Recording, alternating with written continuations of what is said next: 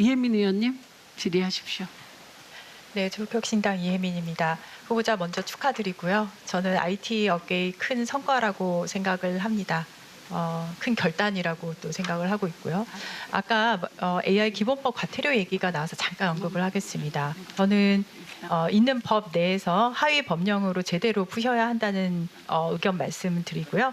지금 SKT 해킹 사태에서 보셨듯이 정말 기술에서 국민 개개인에게 중요한 부분은 규제 붙지 않으면 오히려 발목 잡힌다는 것 알고 계시면 좋겠습니다. 여야 합의로 제22대 국회 과방위에서 통과시킨 기본법에는 조건에 따라서 규제 유예하는 샌드박스 부분까지 들어가 있습니다. 현실적으로 진행을 해주시면 좋겠다라는 의견을 드리고요. 지난번 AI 공청회에서 진술인으로 나오셨었죠? 네, 맞습니다.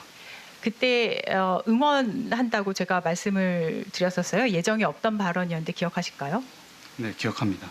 제가 왜 그런 말씀을 드렸었냐면은 당시에 파운데이션 모델을 바닥부터 만드신다고 해서 그거 솔직히 기업으로서는 큰 투자인데 물론 성능 면에서 월등하다 그래서 드린 말씀은 아니라는 것은 잘 알고 계실 것이고 그 시도 자체가 용감해서였고 당시 과방위 위원님들의 공공성에 대한 질책성 질의가 있었기 때문에 좀 엄호를 해드리고 싶었습니다. 그런데 오늘은 이제 국가 과학과 기술 그리고 AI라는 커다란 분야 어깨에 짊어지실 예정이라 더 좀 크고 현실적인 질문을 드리고자 합니다.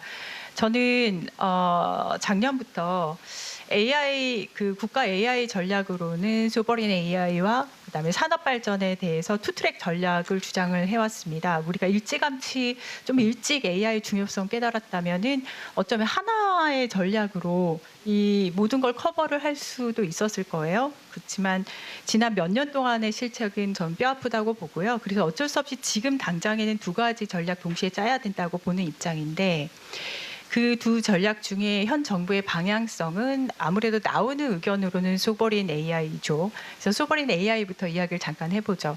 아까 후보께서는 월드 클래스 프론티어 모델 가능할 거라고 말씀을 하셨는데 저는 이거 성공 가능성 그리고 지속성 면에서 쉬운 일은 아니라고 생각을 해요.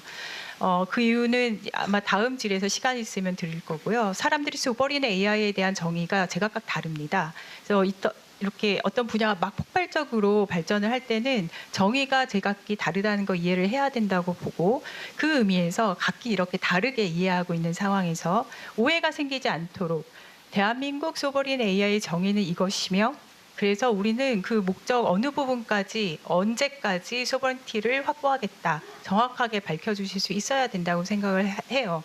그래서 저 지금 질문 말미에 대한민국 소버린 AI의 목표와 범위, 시점을 기업의 입장이 아니라 정부의 입장에서 이야기를 해주시면 좋을 것 같습니다. 아까 노정면 의원님께서 답을 주셨는데 저는 아직 좀 정확하지 않다고 봐서 묘사를 해주시면 좋을 것 같고요.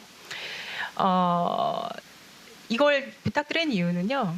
간단합니다. 사실 큰 돈이 들어가는 사업에서 세금 낭비가 안 됐으면 좋겠어요. 이제부터는 세금을 쓰는 걸 생각을 하셔야 되는 입장이라 그걸 인지하셔야 되고 이 부분에 대해서는 동의를 하시죠. 네, 동의합니다. 지난번 공청회에서 엑사원에서 GPU 얼마나 갖고 있냐는 박정은 의원님 질문이 있었습니다. 그때 답변을 저희는 온프레미스와 클라우드 다 사용하고 있는데 H백으로 환산했을 때 1,600장 정도 가지고 있습니다라고 대답을 하셨습니다. 당시 클라우드 뭘 쓰셨나요? 주로 GCP를 사용합니다. 국산 클라우드 많은데 안 쓰셨죠. 그리고 하드웨어는 파운데이션 모델 우리 소버린 이야기할 때의 파운데이션 모델 하드웨어도 나오는데 엔비디아 거 우리 쓰고 있고 이게 지금 산업계의 직접 경험을 하셨잖아요. 그 현실이라고 저는 보고 그리고 저 지난번 다른 또 자리에서 어느 방송사 AI 팀장하고 함께 이야기를 AI에 관해서 저희 이야기를 하면서 제가 그 방송사 AI 팀의 모델 어디 거 쓰셨어요라고 질문했을 때 뭐라고 대답을 했었죠?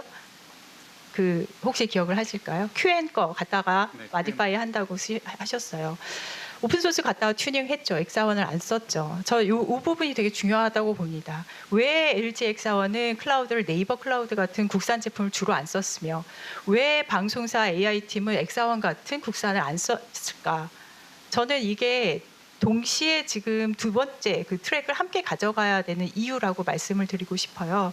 아까 점검하고 복원하고 이런 말씀을 좀 하셨는데 그것만으로는 좀 어렵고 좀 더 구체적인 좀 당장의 그 처방이 나와야 될 것 같은데 새로운 정부가 AI 뒤뜰이 전 세계 3대 강국 추구하는 거 너무 좋다고 봅니다. 그러려면 지금 성 부시면서 나가야 되거든요. 수출이 뭐 눈에 보이는 걸로만 수출하는 건 아니잖아요. 그렇게 AI 쥐들이 가는데 목마른 곳들에 아까 우리가 이야기한 그 문제점, 그 어려움, 수요를 명확하게 조사하고 지원을 하신다면 송곳같이 그 부분을 뚫어주셔야 된다고 보고 있습니다. 그래서 저는 두 번째 산업 전략 관련해서는 단기 방침으로 AI 바우처 지급하는데 총력을 기울여 주셨으면 좋겠다는 말씀을 드리고 싶습니다. AI 바우처도 또 이것만 써 저것만 써 이렇게 하는 게 아니라 필요한 수요에 맞춰서 기업이 진짜로 필요로 하는 그 수요에 맞춰서 제공할 수 있어야지만 AI 뒤틀이로 가는 굉장히 단기적인 마중물 역할을 할 수 있다고 보는데요. 그래야지 우리나라 스타트업, 그래야지 우리나라가 잘하는 AI, 버티컬 AI 산업 발전할 수 있다고 보는데 이 부분에 대해서 어떻게 생각하는지, 그 다음에 아까 제가 부탁드린 정부가 목표로 하는 대한민국 소버린 AI에 대한 구체적인 정의, 그 다음에 범위, 기한 이 두 가지를 남은 시간 동안 이야기를 해주셨으면 좋겠습니다. 대부분 뭐 위원님 말씀하신 내용에 뭐 공감을 합니다. 예, 그래서 첫 번째로 이제 그 엑사원과 하이퍼클로버가 있는데 왜 우리나라에서는 라마나 QM 모델을 가지고 이렇게 모델을 개발하고 확산하는가, 그런 측면에서의 어떤 기본적인 경쟁력이 더 확보가 돼야 된다고 생각이 되고요. 또 하나가 완전한 어떤 오픈소스 형태에 대한 어떤 고민도, 사실 기업 입장에서는 많은 투자를 했던 AI 모델을 완전 무료로 이렇게 오픈소스화하기는 쉽지 않은 상황도 있습니다. 그런 부분에 있어서도 AI 바우처 부분 활용할 수 있을 거라고 생각이 들고, 저희가 생각하는 그 앞으로 대한민국이 이제 생각하는 소버린 AI는 사실은 굉장히 좀 유연해야 된다고 생각을 합니다. 자체적인 어떤 경쟁력도 가져야 되고, 그리고 어떤 AI 기술은 굉장히 빠르게 변화해 나갈 거기 때문에 거기에 유연하게 대처해도 가능해야 된다고 봅니다. 거기서 핵심이 너무 저희가 부족한 부분이 있습니다. 기술이나 데이터는 어쨌든 간에 확보를 하면 됩니다. 근데 저희가 대부분 그 GPU를 쓰는 것도 뭐 저희가 구글 클라우드를 썼다고 말씀드렸는데 구글 클라우드 안에 결국엔 엔비디아의 GPU를 씁니다. 근데 어떻게 하면 우리 한국이 만들고 있는 NPU, 그리고 더 나아가서 뭐 NPU를 넘어서 GPU를 우리가 한국에서 어떻게 만들어갈 수 있지 않을까, 어떻게 만들어갈 수 있을까, 대부분이 그 부분에 투자가 들어가는데 그 부분이 앞으로 AI 반도체 관점에서 저희가 어떻게 만들어갈지, 사실 이거를 빨리 풀어야 된다고 생각하고 있고요. 사실 뭐 여러 가지 또 말씀 주셨는데 시간상 좀 다시 말씀드리도록 하겠습니다. 네.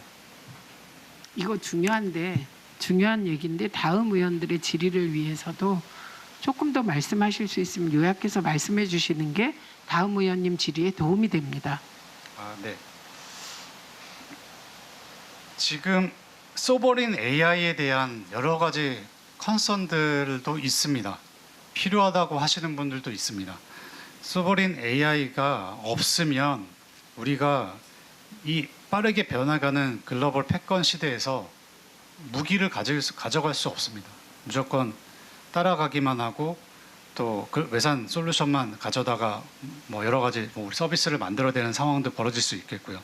그렇기 때문에 소버린 AI, 자체적인 AI를 이혜민 의원님 말씀하신 대로 한국에서 누구나 잘 쓸 수 있는 환경 빨리 만드는 것이 중요하다고 생각합니다. 그래서 그 부분이 아마 올해, 내년 안에는 만들어져야 된다고 생각을 하고 있습니다.